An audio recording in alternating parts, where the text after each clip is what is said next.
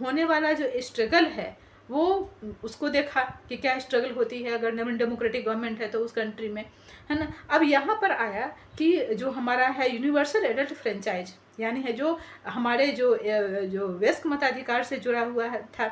हाँ, ऐसे बहुत सारे कंट्री थे जो इसमें जिनको वोट का अधिकार नहीं था। उसमें जो सबसे पहला एग्जाम्पल है वो आता है सऊदी अरबिया का।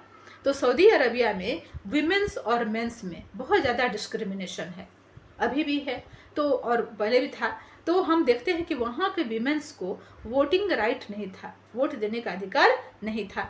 बिल्कुल सेम चीज़ है यहाँ पर में, अगर वोट देने का अधिकार नहीं होगा, एक आदमी का, इंसान का वोट का बहुत वैल्यू होता है, जो कि सऊदी अरबिया में नहीं था। विमेंस का को वोट देने का अधिकार नहीं था।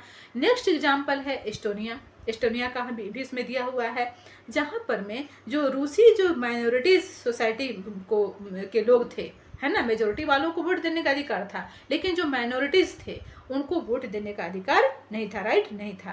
बिल्कुल फिजी में भी हम देखते हैं, फिजी में बहुत सारे लोग जो हैं वो इंडियन भी रहते थे और फिजी के जो लोग हैं वो भी रहते थे। तो जो वहाँ पर में जो फिजी है वो क्या थे, मेजोरिटी में थे। तो मेजोरिटी वालों को उनके वोट का वैल्यू था, लेकिन जो इंडियन वोट है उसका कोई वैल्यू नहीं था। जो इंडियन पीपल रहते थे उनका कोई वैल्यू नहीं था।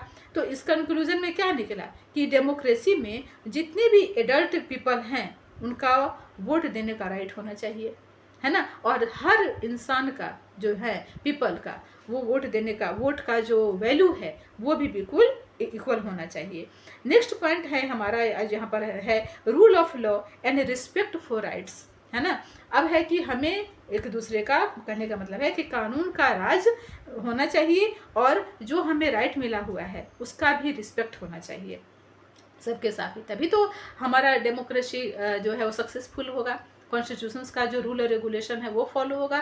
तो ये चीज़ है। तो हम इसका इसको समझने के लिए एक एग्जाम्पल लेते हैं जिम्बाब्वे का, ठीक है। तो जिम्बाब्वे में 1980 में जो है वो वहाँ पर में की शासन करता था, और उसका भी वहाँ पर का जो प्रेसिडेंट था वो था रॉबर्ट मुगाबे।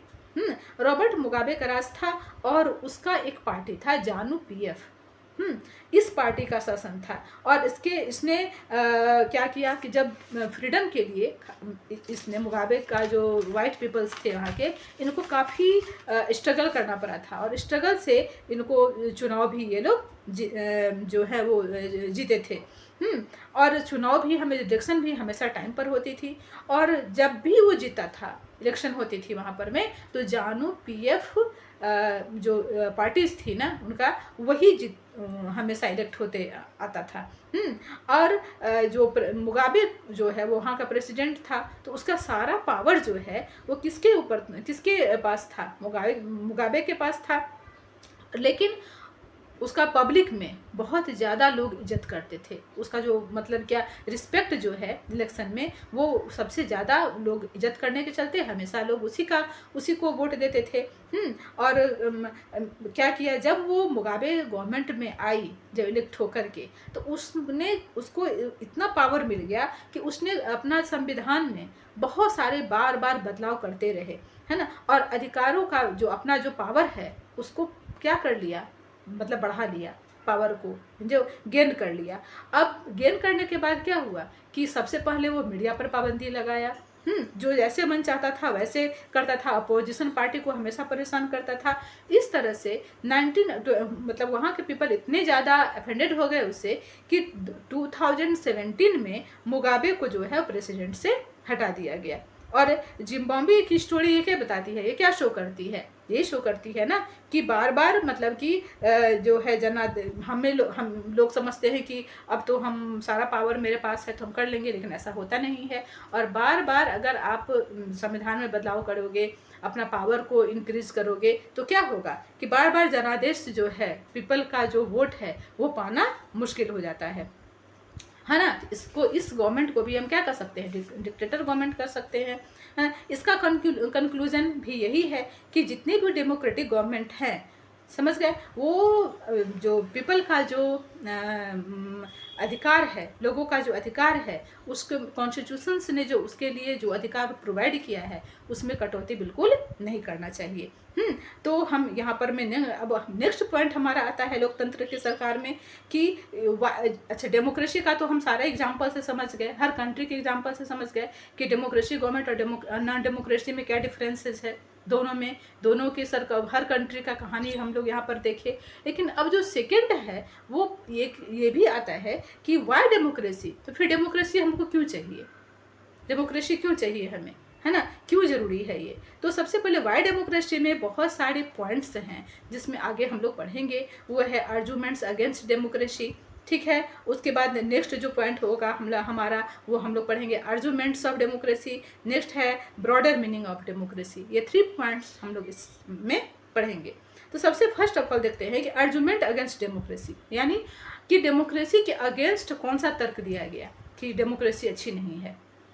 तो सबसे पहले हम देखते हैं कि डेमोक्रेसी का उनका कहना है अगेंस्ट में, सबसे पहले ये क्वेश्चन लोगों का जो है वो आता है कि डेमोक्रेसी का मतलब क्या है, सिर्फ एक राजनीतिक लड़ाई है, आपस में ही पार्टी होती है, आपस में ही लड़ लेते हैं और ये लड़के और वो सत्ता का खेल खेलते हैं, है ना, जिनको जो जीत गए वो अपने गवर्नमेंट बना लिया, जो हार गए वो अपोजिशन में चले गए।